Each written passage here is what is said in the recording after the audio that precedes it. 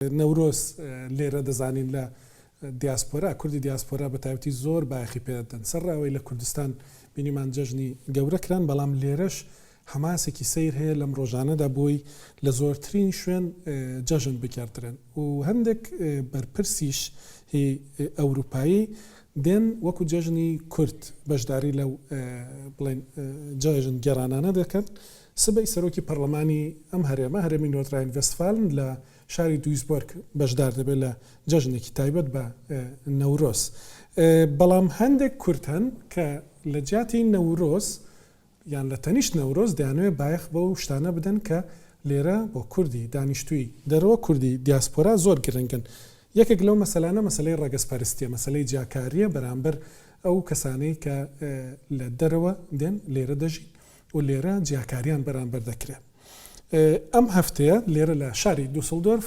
خانمێکی کورد کە کوڕەکەی بەدەستی ڕەگەزپەرستێکی ئەڵمان کوژرا لە ئەڵمانیا زۆر دەنگیدایەوە لەگەڵ کۆمەڵێک کەسی دیکە گیانیان لەدەستدا میوانداری کرابوو بۆی باسی دەستپێشخەرێکی خۆی بکە کە کردوێتی وەکو دیاسپۆرا لەوێ بووین بەشدار بووین و راپۆرتێکمان بۆ ئامادەکردن پێکەوە لەسەر سەرپێل تەمیزی دژایەتی کار یان شەڕکەر دژی ڕەگەزپەرستی ببینن باس دەکات.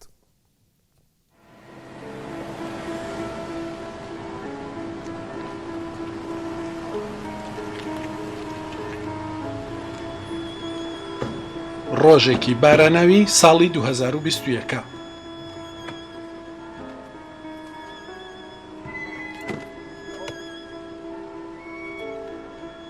سەرۆکۆماری ئەڵمانیا هاتۆتە شاری هاناو یادی یەک ساڵەی گیان لە دەستدانی 11 کەسە کە بەشێکیان کوردن و بەدەستی ڕەگەزپەرستێکی ئەڵمان کوژراون. Verehrte Trauergäste,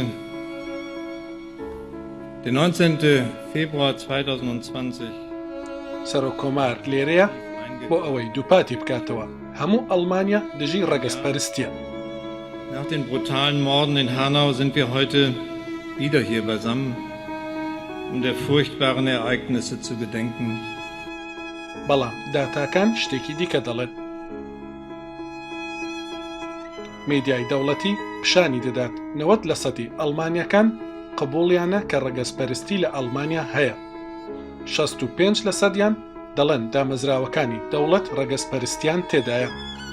49%ش پێیان وایە لە کۆمەلگایەکی ڕەگەزپەرستانەدا دەژین.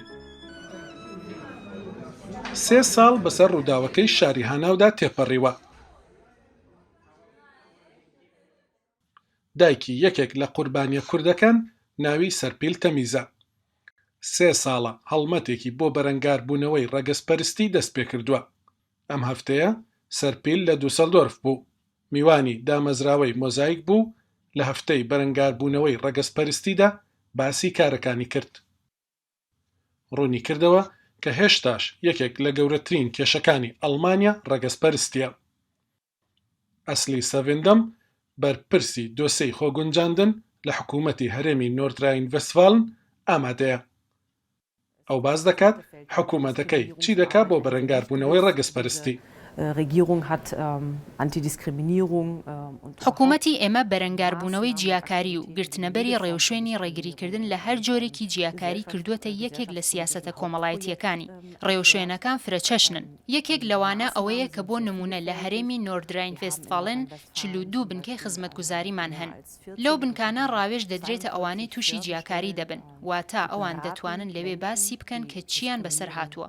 دوای ئەوە ڕاوێژ و ڕێنمایی پرۆفیشناڵیان دەدرێت کە چی بکەن. ئێمە زۆر بایەخ بۆ مەسەلەیە دەدەین و کاری لەسەر دەکەین.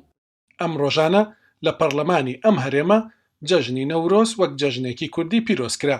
بەڵام بۆ ڕێکخراانی ئەم کۆڕە کارکردن لەسەر بەرەنگاربوونەوەی ڕەگەزپەرستی هێندەی یادکردنەوەی نەورۆز گرنگ بوو. Die Vereinten Nationen haben den 20. und 21. März نەتۆ یەکگرتوەکان ڕۆژانی 20 و 21 ئادارێن وەکو ڕۆژانی جیهانی دژی ڕەگەزپەرستی ناساندووە. ئێمەش لە جڤاتی سیڤیلی دووسڵدۆرف لەگەڵ کتێبخانەی نێوەندی دووسڵدۆرف بیرمان کردو چی بۆ ڕۆژە بکەین کە هێندە گرنگ و مژارەکەشی زۆر گرینگە. ڕەگەزپەرستی پەیوەندی بە هەمومانەوە هەیە لە هەموو ئاستەکاندا بۆیە بڕیارماندا سەرپیل تەمیز ئۆنڤار بانگهێشت بکەین کە خانمێکی کوردێکی خەڵکی مێردینە و 3 ساڵ لەمەو پێش کوڕەکەی بەدەستی فاشیستەکان لە ئەڵمانیا کوژراوە. ئەو دەستپێشخەریەکی هەیە کە ئەمڕۆ دەیناسێنین، هەروەها بەشی خۆگونجاندنی حکوومەتی ئەم هەرێمەشمان هێناوە بۆ ئەوەی گەنگەشە و ئاڵوگۆڕی بیرڕا بکرێت. دەمانوێت هەموو ئەوانەی لێرەن باسی ئەزمموی خۆیان لەگەڵ ڕەگەزپەرستی بکەن و مایکرۆفۆنەکە هەڵگرن و بۆمان بگەڕنەوە ئاگادارمان بکەنەوە. سەرپیل تەمیز دەزانێت فەرهادی کوڕی بۆ ناگەڕێتەوە، بەڵام پێی گرنگە ماف بۆ ئەوانە بگێڕێتەوە کە لە ئەڵمانیا دەبنە قوربانی ڕەگەزپەرستی. مرنا وان جوانە و مرنا فەرهاد گەرەک نە بۆشێ دەبێ نە بەلاش بێ دەبێت تشتێک سەر vê mirinê baş werê avakirin ji bo gelê dî wî çaxî em karin bêjin û ev xebat wanakê kir û wanakê hişko ev pêşerojeke xweş û tiştê baş çê bibe ji ber wî divê ne vala vê mirina wanakê û ez dixebitim bi gelek ciwane bi Almanya ra gelek ciwanê ê bajarê dîn ra bi hevdû em dikirin û em xebatê dikin got em bêjin ev der welatê me ye û em dixwazin divir de cî bigirin û em nexerîbin. Em vêna dixwazin pêşî wanakê bikin ew jî mecbûrin vêna qebûl bikin. سەرپیل بەڵێنی دابوو خوێنی کوڕەکەی و قوربانیانی دیکە بە فیرۆ نەڕوات. ئەویش بە تۆڵەکردنەوە نە، بەڵکو بە هۆشیارکردنەوەی کۆمەڵگەی ئەڵمانی.